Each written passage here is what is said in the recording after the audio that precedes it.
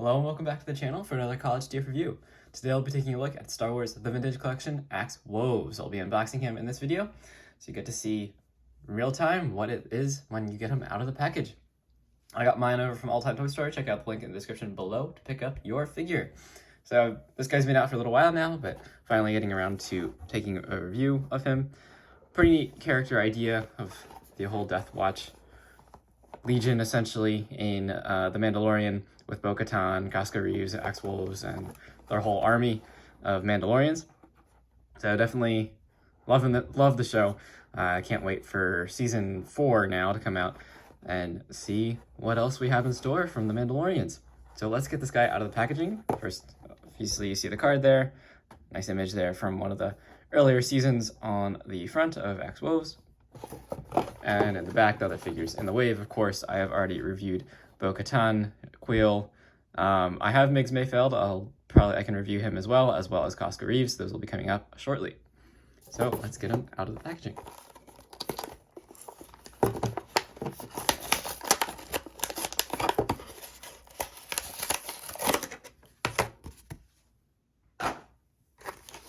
All right, we got a separate section here for his jetpack. I believe this is the same jetpack that we see with almost all our Mandalorians, but nice blue and silver paint. Actually, no blue paint, sorry, it's all just silver paint, blue plastic. There you go. And for the figure, we get just one blaster with Axe Woves here.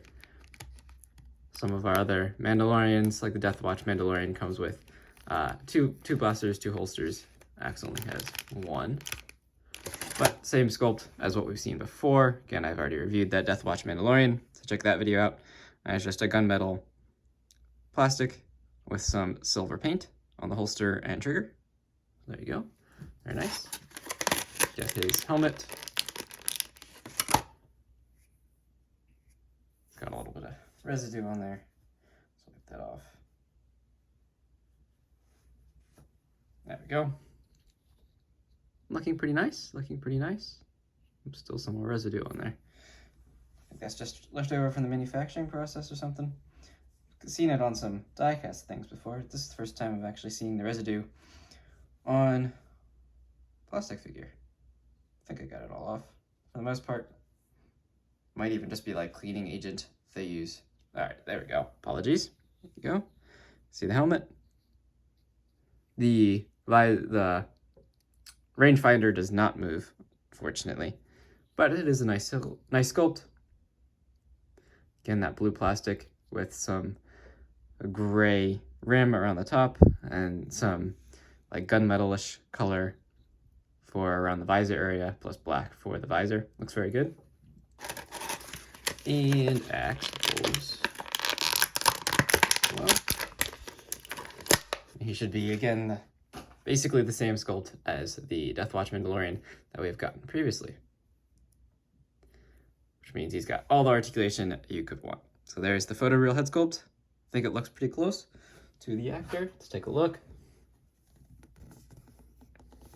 I think that's pretty good. It's pretty good. And I think the only thing, I mean, he has the little bit of facial hair and everything. Yeah, I think it's pretty good. And the head is on a ball joint, so you get all the range of motion that you want out of that. Of course, the double ball joint, so you get forward and back and all that. Shoulder pads. This is the previous older. I mean, they keep updating the way they do shoulder pads.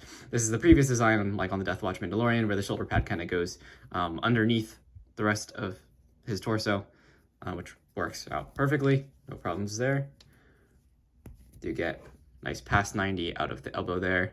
Not much, no paint on the wrist gauntlet other than the fact that it is painted blue.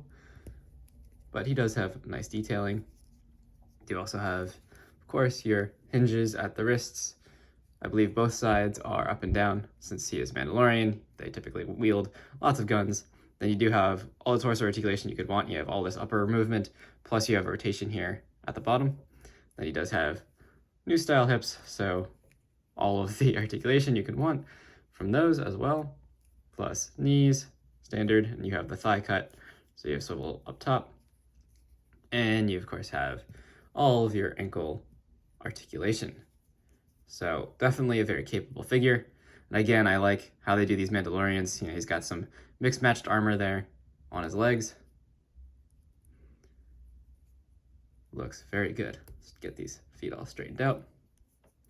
Let's give him his jetpack. So it is our standardized peg now in back, which is very nice. If you wanted to, you could swap jetpacks between figures or other accessories. So there you go. And these peg holes should be compatible with the blast effects that you get with the likes of the deluxe Boba Fett from the Book of Boba Fett or the Death Troopers. So very cool. Or Dark Troopers, sorry. Dark Troopers. Death Troopers don't fly. And give him his blaster.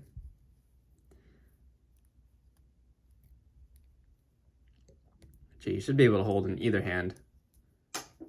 Actually, no, the other hand does not have a trigger sculpt. Only one hand does. But looks very good.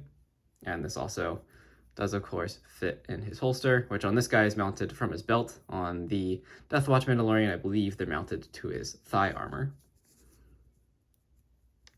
It's in there. There's a tiny, tiny little blaster. There we go. So that's in there very nicely. Stores on his side. And let's test out that helmet. See how oversized it is. It's on there. Yeah, definitely a little oversized. But not too bad in my opinion. Not too bad. Not too bad. Still looks the part.